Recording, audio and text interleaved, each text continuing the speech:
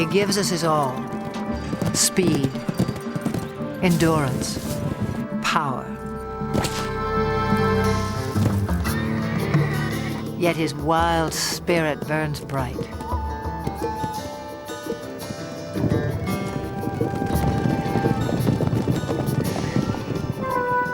Spark of ancient myth, pride of king and conqueror. He was the backbone of civilization. History was forged to the beat of his hooves. Even now, he still lays claim to the heart, with all the bold beauty that is the horse.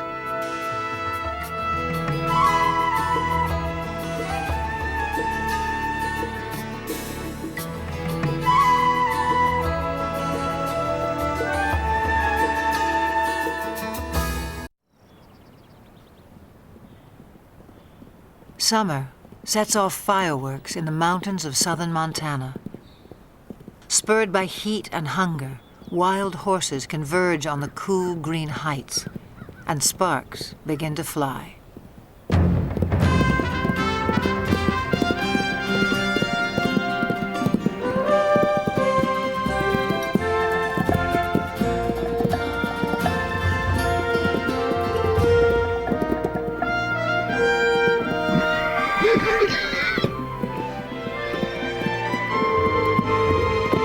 Stallions spar and court young mares in a drama as old as the hills.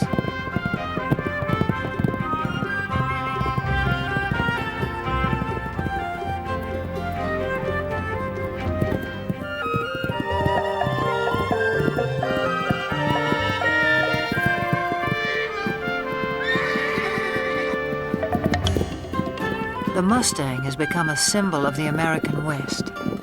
But some say he's a newcomer to these parts, even a trespasser. The truth is tangled in the long and winding history of his kind. It began some 60 million years ago in the forests of North America. Living on leaves, a creature the size of a fox walks the underbrush on padded toes. In time, forests give way to grassy plains. Legs grow long and toes become nimble hooves in a body built for speed. About 1 million years ago, the first true horses spread across land bridges to Asia and Europe. Their numbers swell, then slowly decline, perhaps due to climate change or the impact of a two-legged predator. To Ice Age hunters, the herds must have seemed inexhaustible, but by 8,000 years ago, horses were extinct in the Americas and dwindling elsewhere into memory and myth.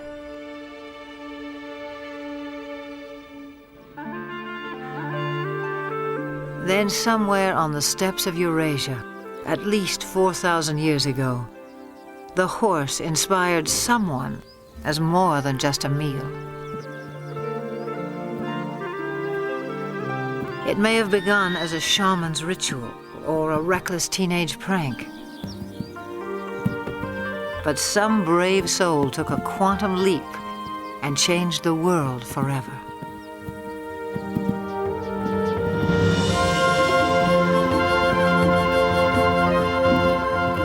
The horse utterly changed our sense of distance and speed. He carried us forward in space and time and made our world smaller. Great equestrian cultures arose and thundered across antiquity. Today, most have vanished, but here on the steppes of Mongolia, little has changed since the time when the horse became a way of life. Nomads still measure their wealth in livestock and move vast herds with the seasons.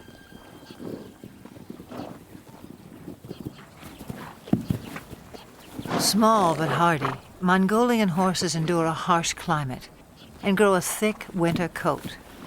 When pasture is meager, they can survive on very little.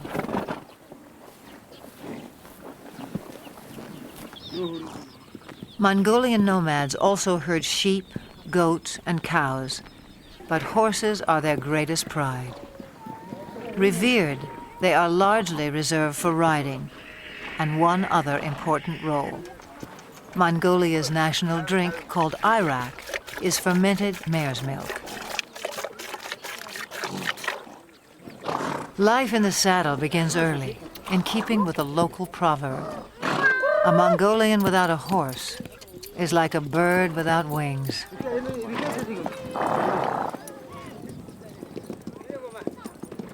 In July, thousands of nomads set up camp on the edge of the capital city, Ulaanbaatar. They come to celebrate Naadam, an ancient religious festival. National competitions of traditional sports are held, including 2 days of horse racing. One of the country's top horse breeders, handicapped, traveled over a week to take part in what will be his 30th Naadam. From a herd of 400 head, he has brought his 12 fastest horses. Also in tow are his grandchildren. For good reason. Riders must be under 12 to compete at Naadam. Training, however, is no child's play. It's what handicapped lives for.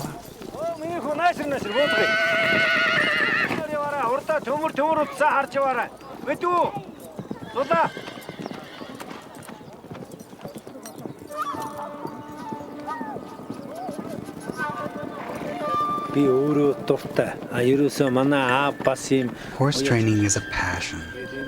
My father was a great trainer, and he passed that on to me. It's the same for most Mongolian people. We compete at Naadam to see who has the best horse, and because we're so proud of our horses. A fine racehorse is a symbol of good luck and happiness.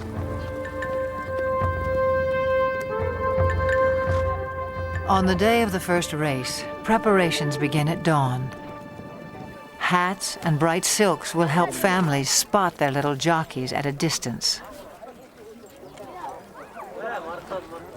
The distinguishing mark of a racehorse is a leather tail wrap, always wound clockwise. Forelocks are also bound. Handicapped enhances the look with a charm bearing Mongolia's national emblem.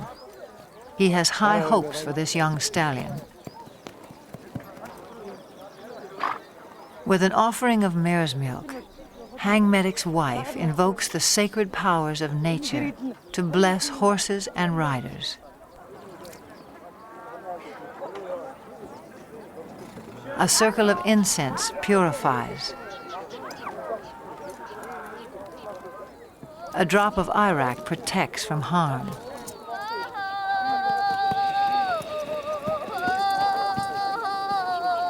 An ancient Buddhist chant rings out for luck.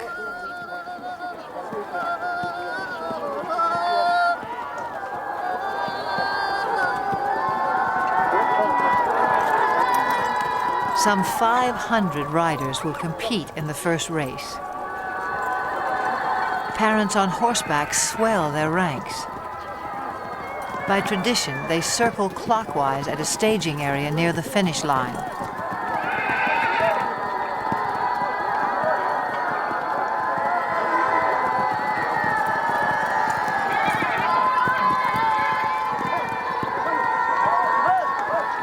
But the running of the race is not yet at hand.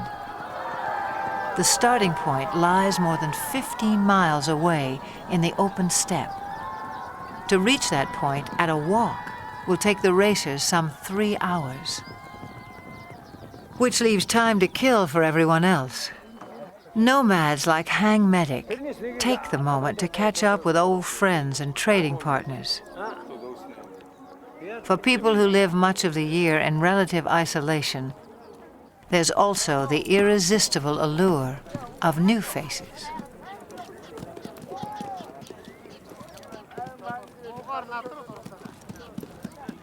For now, small talk belies the drama that's erupting miles away. As 500 horses reach the starting point, and the race begins.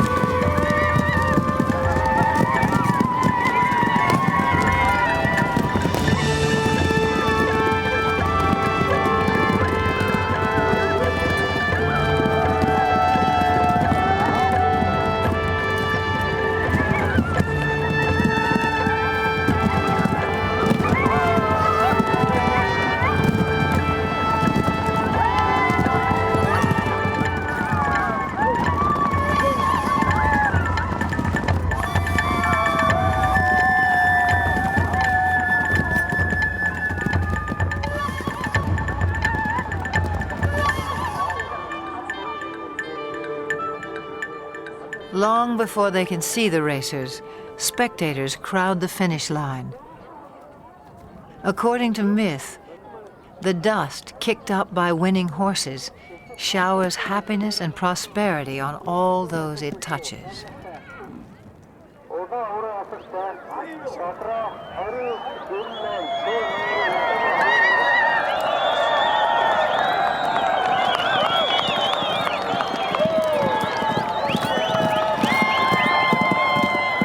Frontrunners have been galloping for nearly 30 minutes. By Western standards, this might qualify as an extreme sport. But these are the descendants of Genghis Khan, who forged the largest land empire ever known on horseback.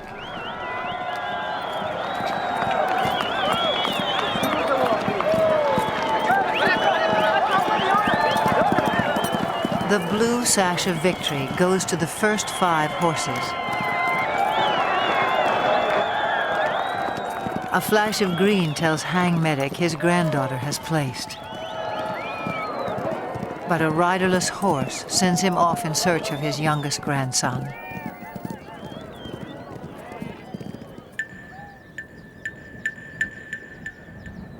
After an initial flurry, racers trickle in for another hour.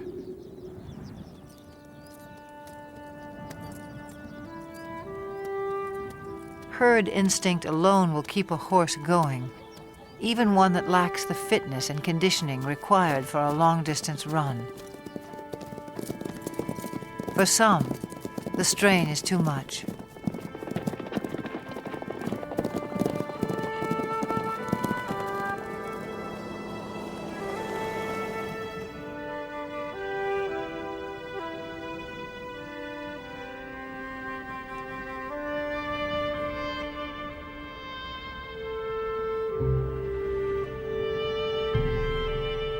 When a horse dies on the racetrack, the trainer is dishonored.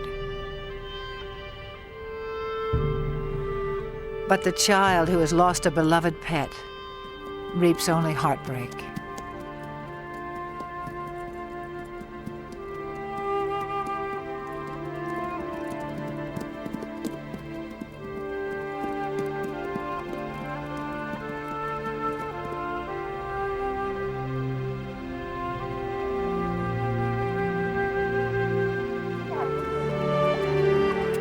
A fall near the starting point dashed the hopes of Hang Medic's grandson.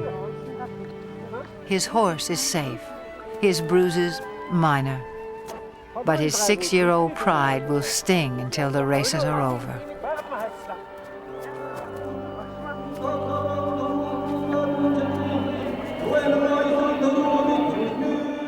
Nadam concludes in the National Stadium. with a parade of champions. Hang Medic is twice a winner. His grandchildren take 2 of his horses through their victory laps.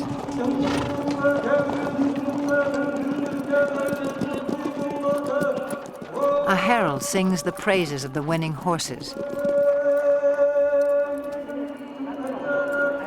Medals and mare's milk do them honor.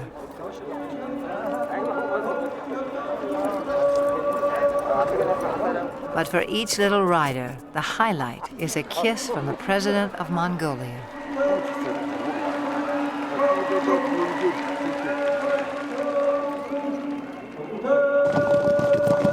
No other nation makes more of the horse.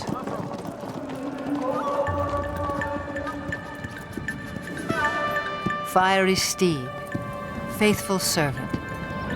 He is all good things to the Mongolian people. In return, they may succeed in saving the last truly wild horse on Earth.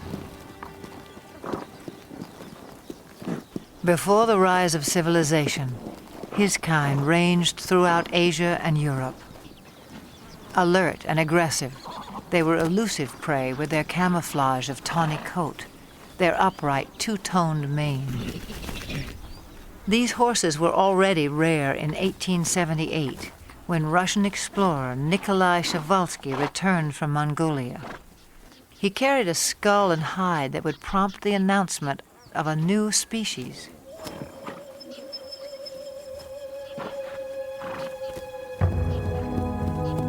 In a race for specimens, stallions were slaughtered to subdue mares.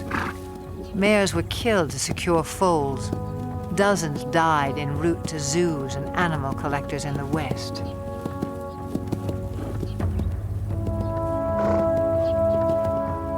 Przewalski's horses were last sighted in the wild in the 1960s. A decade later, fewer than 300 survived, in captivity only. This endangered species was declared extinct in the wild.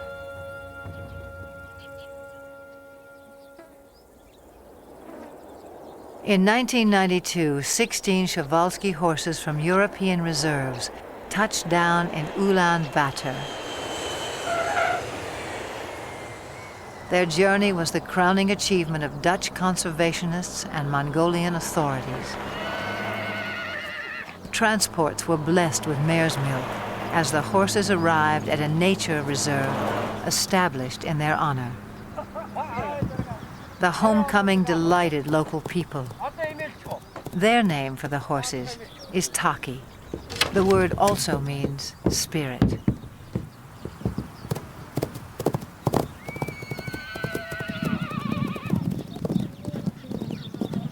Today, some 80 free spirits roam 120,000 acres under watchful eyes.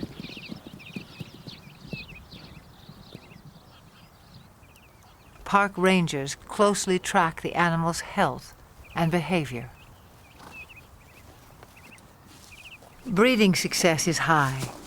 2 generations have been born in the reserve. To increase the gene pool, horses are still brought in from the West. But prospects for a self-sustaining population are promising. Mongolia's preservation of the Taki seems a fitting tribute to an animal who has given us so much.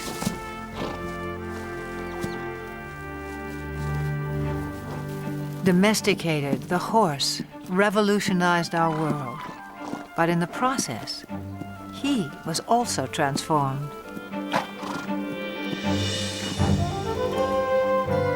The legendary Arab is just one of more than 150 breeds, some honed for work, some for sport, others for sheer show.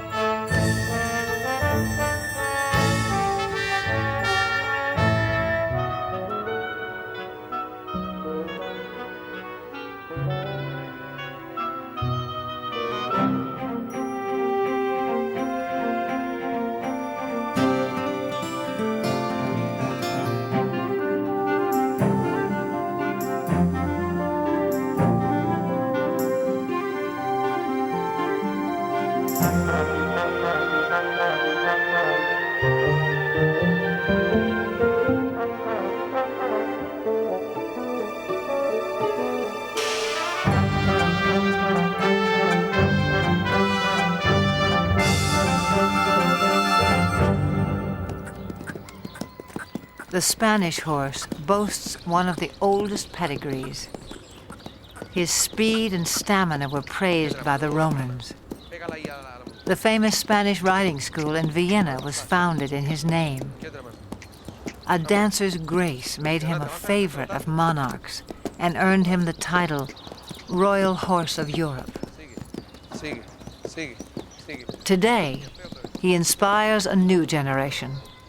At the Royal Andalusian School of Equestrian Art in the town of Jerez in southern Spain.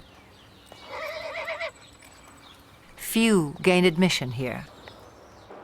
Only first-rate horses, trainers, and students. A strict curriculum has produced several Olympic competitors. The school also keeps tradition alive. Once a week, the public is invited in to enjoy the splendors of another age. In 18th century costume, riders recreate the height of classical horsemanship as it was practiced throughout the courts of Europe.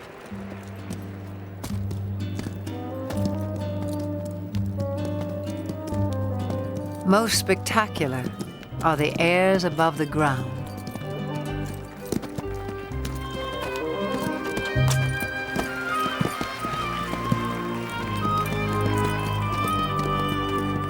Horses naturally leap and kick when fighting. Centuries ago, cavalry mounts were trained to perform these moves in battle.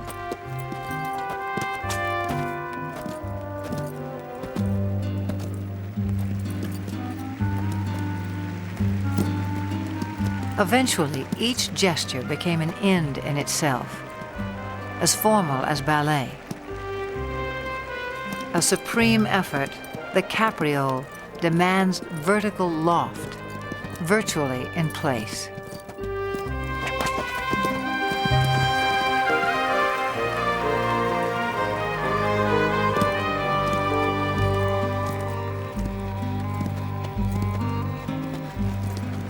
Few can perform this exacting dance with the power and precision of the Spanish horse. The purity of the breed is proudly protected in Spain, yet his bloodlines extend far and wide. For this was the horse who once conquered a new world. Some 500 years ago, Spanish explorers rode upon the shores of the Americas. Some native people mistook man and mount for a single fearsome creature. But soon they would make the horse their own.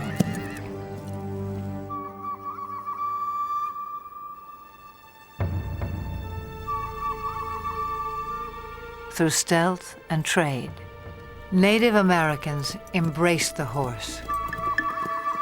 It was said they came to each other like long-lost brothers.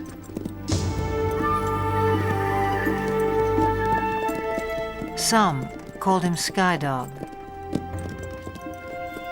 He opened vast horizons in this life and haunted their visions of the afterlife. But this cult of the horse would not last. By the 19th century, Native Americans had been robbed of land and livelihood. Their beloved sky dogs were shot or simply set loose.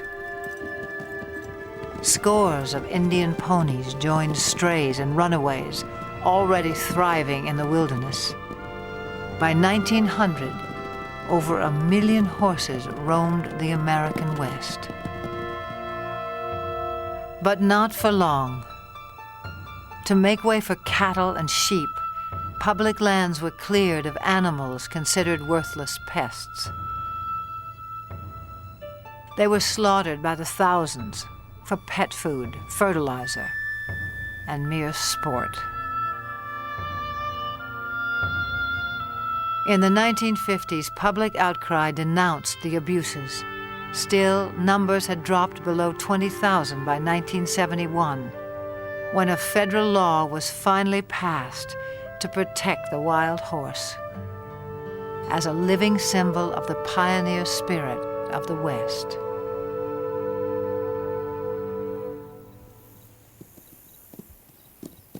Today, the Bureau of Land Management oversees some 45,000 horses on public lands in 10 states. On the Montana-Wyoming border, the Pryor Mountain Wild Horse Range is home to a herd of about 160. Most live in small family groups of several mares, their foals, and a single dominant stallion. His role is to guard his harem and protect his growing offspring.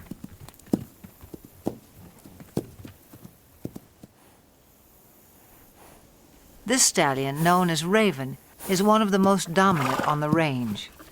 A heap of fresh droppings called a stud pile alerts him that potential rivals may be in the vicinity.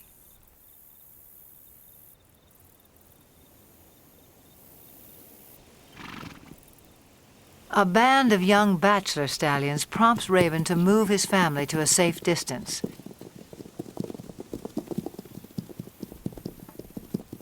Then he advances on the intruders, and confrontation becomes inevitable.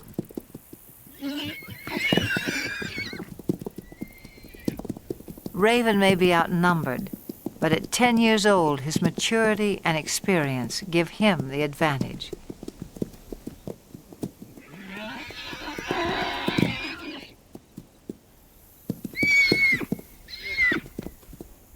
As he enters the fray, his band stays put on the sidelines. Most clashes between stallions are more about asserting rank than inflicting harm, and serious injuries are rare.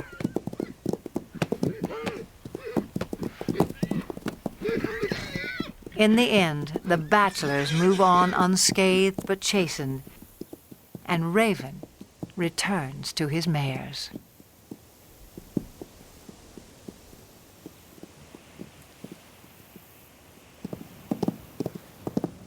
Occasionally, even mature stallions form alliances.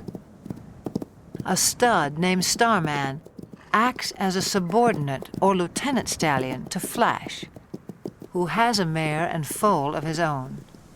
Flash tolerates Starman's presence, but allows him no access to his lone mare.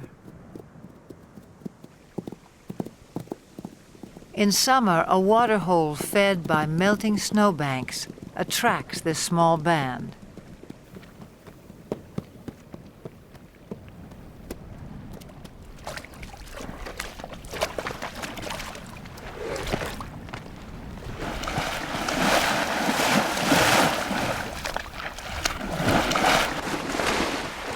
The mare enjoys a soothing mud bath, while her 3-month-old foal plays with the idea. But for now, the water holds no appeal for Flash's lieutenant stallion. Starman picks up the scent of another mare and sets off in hot pursuit. The mare's yearling son tries to intercept Starman, but fails to impress such a mature stallion.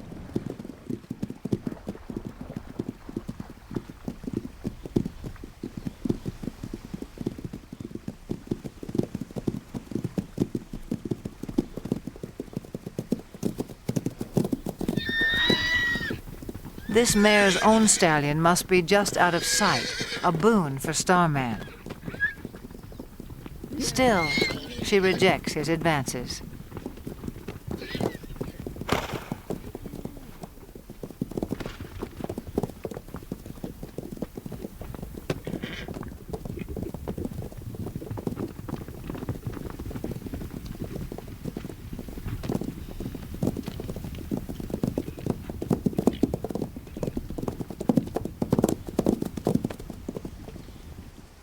In the end, she gets away, and Starman can only observe the tactics of a more successful suitor.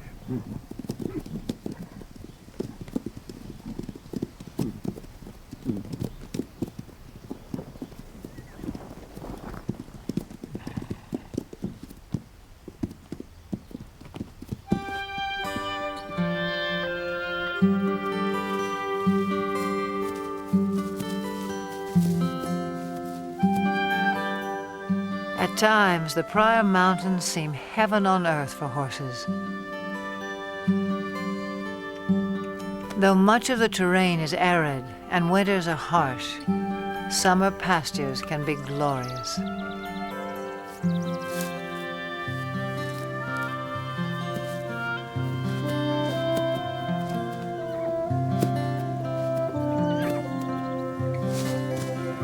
The horses have few predators to fear. Most were eliminated by ranching and land development.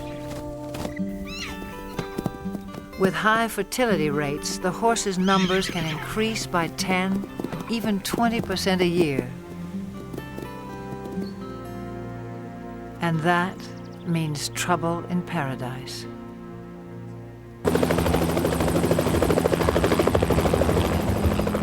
In the last 3 decades, the Bureau of Land Management has removed more than 100,000 wild horses from the range. The roundups are intended to protect public lands from overgrazing and ensure the health of the herds.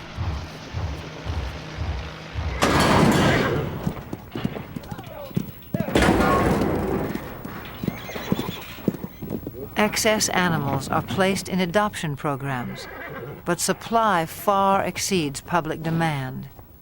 Horses deemed unadoptable live out their days in holding pens. Even now, the fate of America's wild horses remains an open-ended question.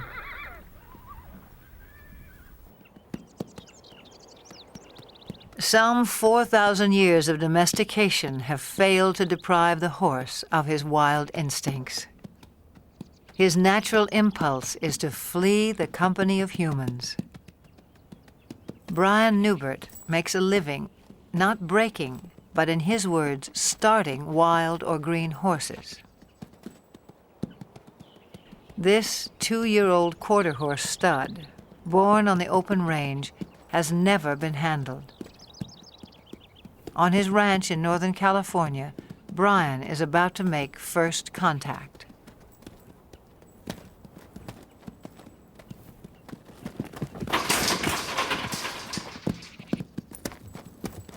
Brian will chase the horse until he turns to face his pursuer. The goal is capture the animal's attention and keep it. I'll ask again. Good. Now let's see if he leaves with his hindquarters or if he leaves with the whole horse. See, here's the first little part is going to happen here in just a second, I think.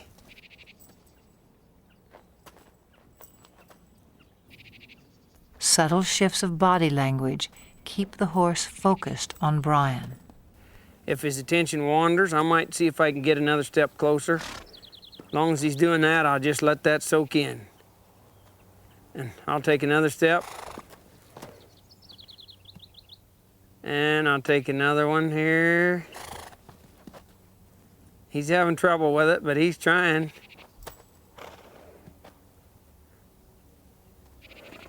He's gonna have to leave here pretty soon. And I'll try to direct him back. There, he adjusted in the rear quarters. That's what I'm gonna need here.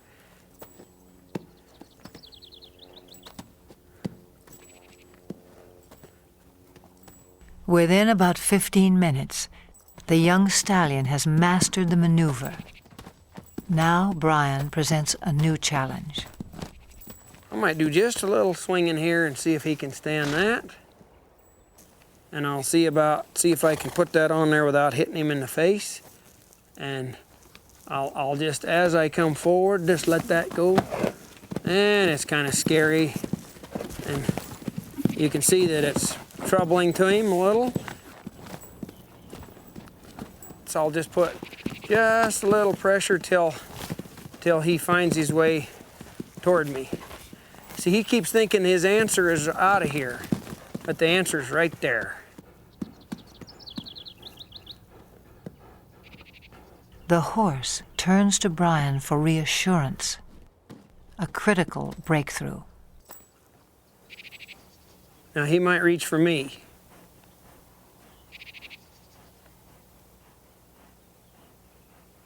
Let's see if He come in here, I'll see if I can get another half a step without scaring him. See how he's reaching for me? Now here's a spot where you want to watch their ears, because some of them they'll take a run at you. Now I'll just wait here till he reaches. Like that. See him smelling me instead of... There's the first, second time he's ever been touched by a human, or he touched a human, I guess, instead of... Now again, let's see if this head shaking will disappear. I'll just keep a little tension there, and I'll see if he'll reach for me. And pretty soon I'll reach for him, like right there. We sort of met one another. A little bit of touching there.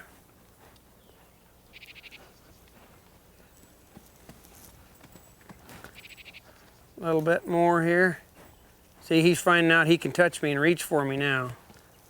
In a horse, there's a spot in there where they can just turn loose emotionally. You can see in their eye and their face a change that comes over them. And they'll begin to drop their head and their eyes will soften, and you can just see that they're beginning to trust you. And then you can move right on and really advance then. I'll get my weight shifted back. He's feeling a whole lot better about things now. He's finding out I can touch him and he won't get hurt. Less than half an hour after the first touch, Brian tests the saddle. It's kind of important to swing this on so that it doesn't hit him.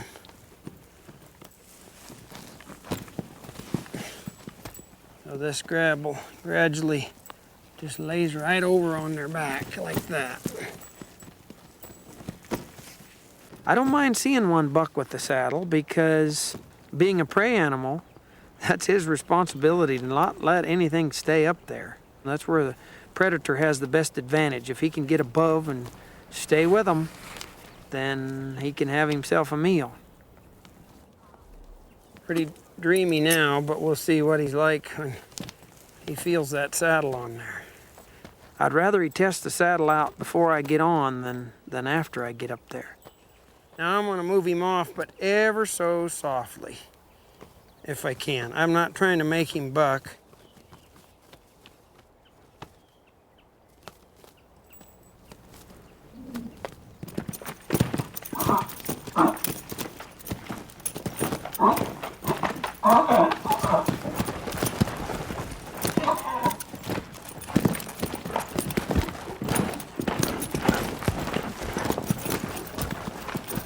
Okay, maybe I'll give him a little consoling. Did you get scared, Bolly?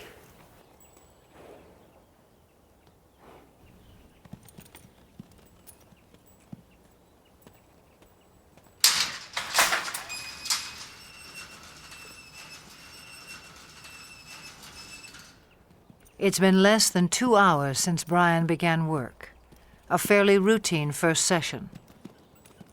He'll leave the saddle in place for a few more hours, then give the young stallion a well-earned rest until morning.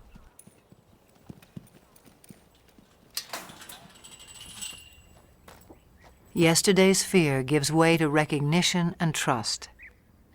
Today will be another turning point. Social animals feel safest in a group. As a comfort to the young stallion, Brian has corralled several other horses.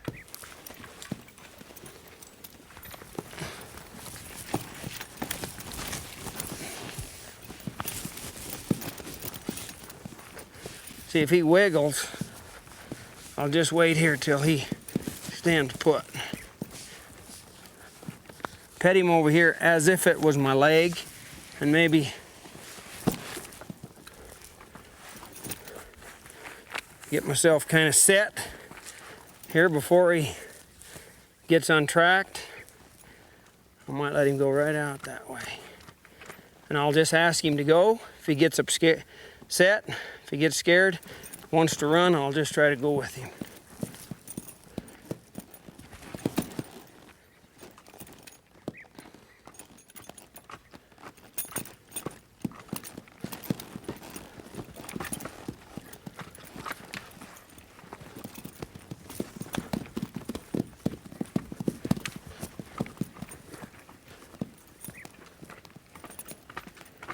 People ask me about this new way of working with horses. As far as I know, it's been around as long as there's been horses and man interacting with one another. I don't know how the first man could ever got on a horse for the first time without having something working for him.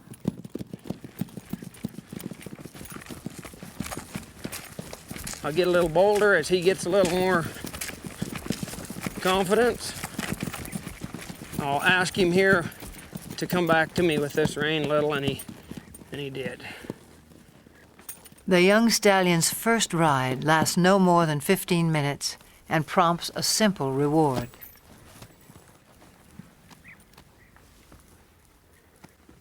Hey, kid. This just kind of soothes them sometimes. Give them a little hugging. This is a place where a lot of them just can't stand you have you that close. And if you can show them that it's okay to be this close, why, it's a real relaxing, soothing kind of thing for them. They really have to trust you.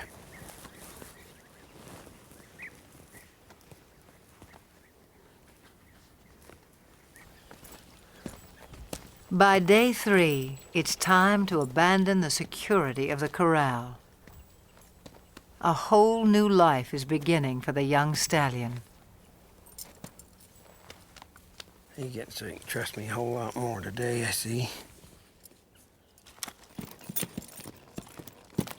And Brian is left to ponder an age-old mystery about the nature of horses. I often wondered how in the world would they allow somebody to get up on their back and guide them around. They'll take us miles and miles till they're totally, tired, pull wagons and pack loads and all kinds of things, when actually they could kick us or hurt us or buck us off any time, and yet they'll just work their hearts out for us if it's presented to them in a way that they can understand. Pretty special animal, really. Special indeed.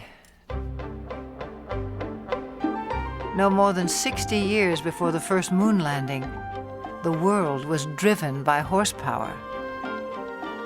Every sector of the economy relied on him. Transport and trade, industry and agriculture. No creature served us better in the building of civilization or its occasional overthrow. For millennia, the war horse prevailed in battle. If not for a horse, would Alexander have been great? Who can imagine Attila the Hun or Napoleon on foot? Over 1 million horses served in World War I. Nearly a third died. In World War II, tens of thousands perished in a battle of bullets and bombs. The age of horsepower was over.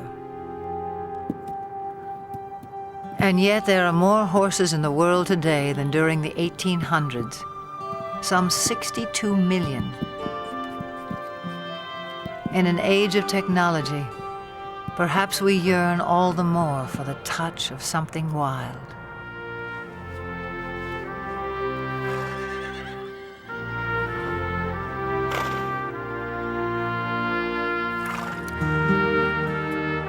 The horse is no longer changing our world, but he can still change lives, one at a time. In central Georgia, Carol Woolley has loved horses since she was a child. In 1995, a friend told her about an old school horse who had seen better days as a fox hunter and jumper. His name was Carousel, and he needed a home. Carousel was in his mid to late 20s, a little lame, about 100 pounds overweight. He was a little sway back, just a good, quiet lesson pony. You like a goodie? Carol took good care of him. Local children rode him. Soon, Carousel was a favorite. In 1996, 2 weeks after the Summer Olympic Games, the Paralympics came to Atlanta. Some 3,500 athletes attended. For the first time, equestrian events were included. 16 nations sent teams. It was up to event organizers to provide horses for 62 athletes with a wide range of disabilities.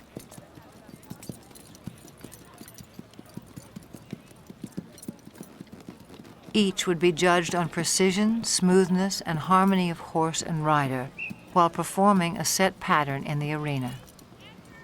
A call went out to horse owners for calm, well-trained mounts. Carol Woolley volunteered 2 of her younger horses, but games officials were desperate for more. She thought twice, then sent for old Carousel as well.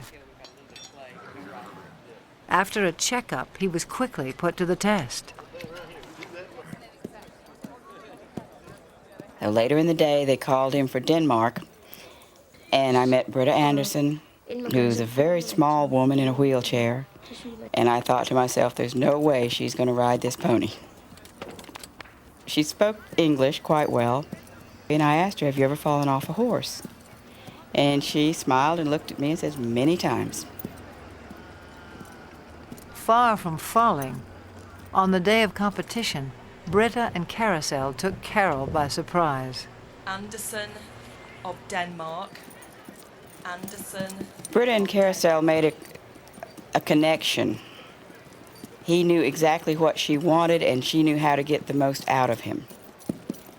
And he loved her. I'm still not sure how she did it, but they were just a perfect match.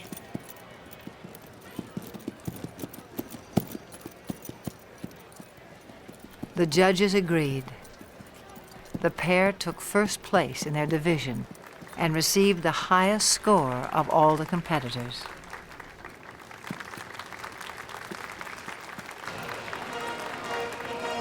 From Denmark, Britta Anderson, riding Midland's Carousel, owned by Carol Woolley.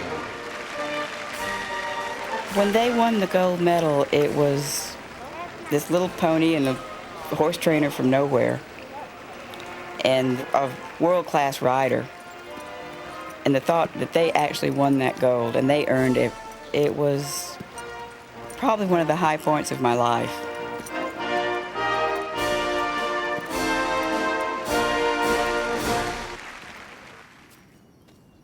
By the time she returned home, Carol had decided to start a therapeutic riding school.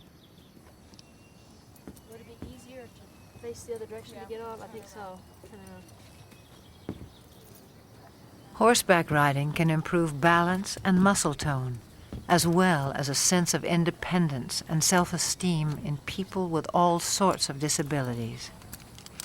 For Carol, there's no greater reward than to see someone like 13-year-old Sarah take her first ride. We got you now, kid. You're riding, kid. You're riding. You want your back? When you take a child out of a wheelchair and put him on a horse, he's immediately taller. The walk of a horse mimics the same movement you get to actually walk on your own legs. It gives them a freedom of mobility. It gives them control over something that they may have never known before. They can control where they're going.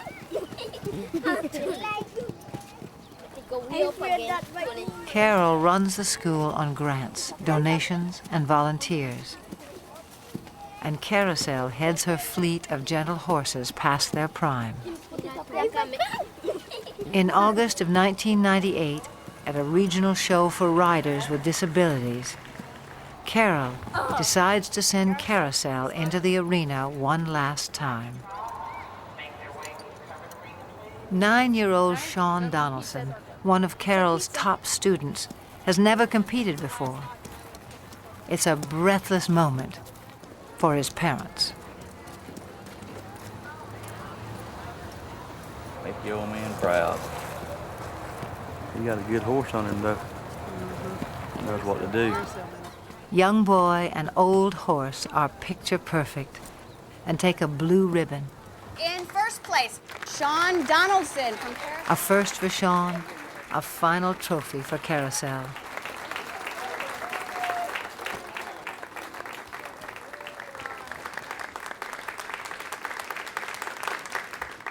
The competition concludes with a ceremony. As a symbol of retirement, Carol removes the saddle from a little horse of unknown breeding who has meant so much to so many.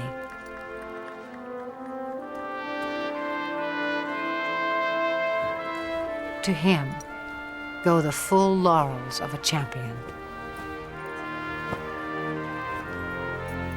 He was quite calm, stood through everything. He halfway, I think, understood that we were doing an honor to him. I was a little surprised that he didn't mind us putting flowers on him. He acted like, well, those were his flowers, this is fine. I think he enjoyed it, really. He wasn't just an old sway-backed horse with a gray face. He was everybody's dream of a horse.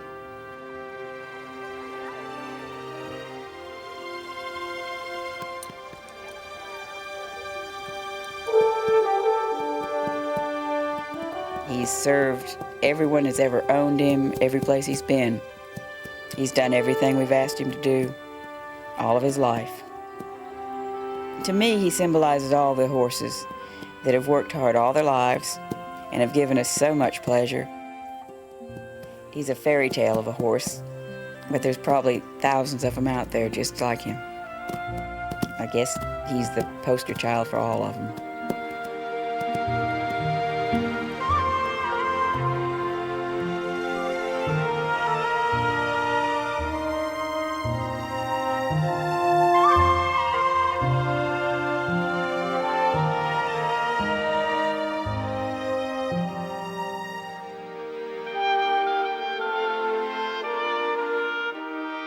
For all they have done for us, for all that they are, may they always have green pastures, each and every one.